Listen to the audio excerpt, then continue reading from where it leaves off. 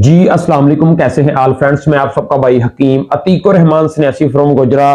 दोस्तों आज हमारे साथ एक और न्यू पेशेंट मौजूद है। इनका नाम मलक मोहम्मद हारून साहब है और इनका टोकन नंबर जो है वो 3721 है, 3721। इनसे रिव्यू लेते हैं, फिर आपको बताते हैं। ये स्पेशल कराची से आए हैं। यहाँ पर पहले भी इन्होंने एक अपने 2 हफ्ते मेडिसिन हमारी इस्तेमाल की है। अभी साथ में अल्हम्दुलिल्लाह अल्लाह ने बहुत फजल किया, साथ में अपने भाई को भी लेकर आए हैं, उनका भी इलाज करवाने के लिए। इनसे पूछते हैं, फिर आपको बताते हैं।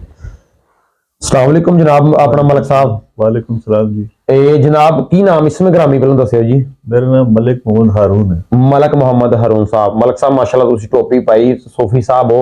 एक कहावत आ सियाणियां दी कि जनाब तुसी सरकार अपनी कवरे पैना, असी अपनी कवरे पैना। गल गलत दा सर फायदा नहीं हुंदा, साफ करनी हुंदी, क्योंकि दूसरे दोस्तां दी हेल्प वास्ते असी सिर्फ पाई दी जनाब।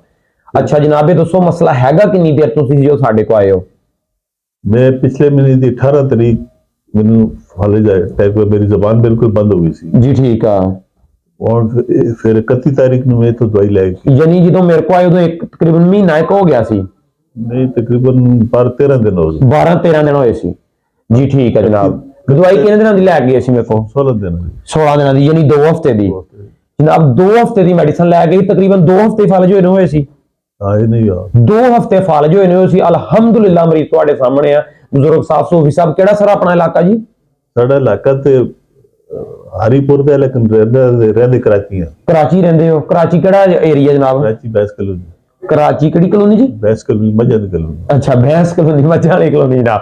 ठीक हो गए जनाब। ਜਿਹੜੇ ਉਸ ਇਲਾਕੇ ਦੇ ਜਿਹੜੇ ਖਾਨ ਸਾਹਿਬ ਉਹਨਾਂ ਨੂੰ ਜਾਂ ਮਲਕ ਹਾरून ਸਾਹਿਬ ਨੂੰ ਜਾਣਦੇ, ਮਿਲ ਕੇ ਵੀ ਆਪਣੀ ਤਸੱਲਾ ਕਰ ਸਕਦੇ। ਅਸਲ ਮੇਨ ਚੀਜ਼ ਜਿਹੜੀ ਹੁੰਦੀ ਫਾਲਿਜ ਦੇ ਵਿੱਚ। ਅੱਛਾ ਮਲਕ ਸਾਹਿਬ ਇਹ ਦੱਸੋ ਕੋਈ ਮਾਲਿਸ਼ ਨਹੀਂ ਦਿੱਤੀ ਤੁਹਾਨੂੰ? नहीं ਕੋਈ ਵਰਜ਼ਸ਼ ਤੇ ਨਹੀਂ ਦੱਸੀ, ਸਿਰਫ ਖਾਣ ਵਾਲੀ ਦਵਾਈ ਸੀ?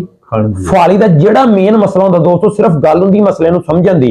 ਇਹ ਬਜ਼ੁਰਗਾਂ ਨੂੰ ਤਾਂ ਆਪਣਾ ਹੋਇਆ ਸੀ ਨਾ ਸਿਰਫ 15 ਦਿਨ। ਅਲਹਮਦੁਲਿल्लाह 15 ਦਿਨਾਂ ਚ ਬੋਲਣ ਵੀ ਲੱਪੇ, ਅੱਲਾਹ ਪਾਕ ਨੇ ਮੁਕੰਮਲ ਫਜ਼ਲ ਕਰ ਦਿੱਤਾ। ਲੇਕਿਨ 25 ਸਾਲ ਪੁਰਾਣੇ ਮਰੀਜ਼ ਵੀ ਹੋਣਗੇ, ਤੁਸੀਂ ਚੈੱਕ ਕਰ ਲਓ। ਅਲਹਮਦੁਲਿल्लाह ਤੁਹਾਡੇ ਨਾਲ ਰਿਵਿਊ ਐਡ ਕਰਾਂਗੇ। ਗੱਲ ਕਰਨ ਦਾ ਮਕਸਦ ਇਹ ਹੁੰਦਾ ਜਿੰਨੀ ਮਰਦ ਦਾ ਪੁਰਾਣਾ ਮਸਲਾ ਹੋਵੇ, ਭਾਵੇਂ 25 ਸਾਲ ਪੁਰਾਣਾ ਫਾਲਜ ਹੋਵੇ, ਅਲਹਮਦੁਲਿल्लाह ਅੱਲਾਹ ਪਾਕ ਕਰਮ ਕਰਨਾ। ਲੇਕਿਨ ਘੱਟੋ ਘੱਟ ਮਸਲੇ ਨੂੰ ਸਮਝੋ। ਲੋਕੀ ਮਾਲਸ਼ਾਂ ਦੇ ਰਹਿੰਦੇ ਯਾਰ, ਲੱਤ ਦੀ ਬਾਂਹ ਦੀ, ਮਸਲਾ ਸਾਰਾ ਫਾਲੀ ਦਾ ਦਿਮਾਗ ਚ ਹੁੰਦਾ। ਫਾਲਜ ਕੁਝ ਵੀ ਨਹੀਂ ਹੁੰਦਾ, ਬੀਪੀ ਦਿਮਾਗ ਨੂੰ ਪੈਂਦਾ, ਬਲੱਡ ਜਿਹੜਾ ਆਪਣਾ ਕਲੋਰ ਮਾਈਂਡ ਚ ਆ ਜਾਂਦਾ, ਜਿਹੜਾ ਆਪਣਾ ਲੈਗਸ ਬਾਜ਼ੂ ਨੂੰ अपना साइड च अपना ब्लड की सर्कुलेशन प्रॉपर नहीं देता है। हुण स्पेशल कराची तकरीबन इस टाइम 18 तो 20 घंटे का सफर करके और बकायदा अपने भाई भी नाल लैके कहंदे इन्हां नूं 1 साल हो गया फालज होएदा, इन्हां दा भी अल्हम्दुलिल्लाह इलाज करना इंशाअल्लाह ताला।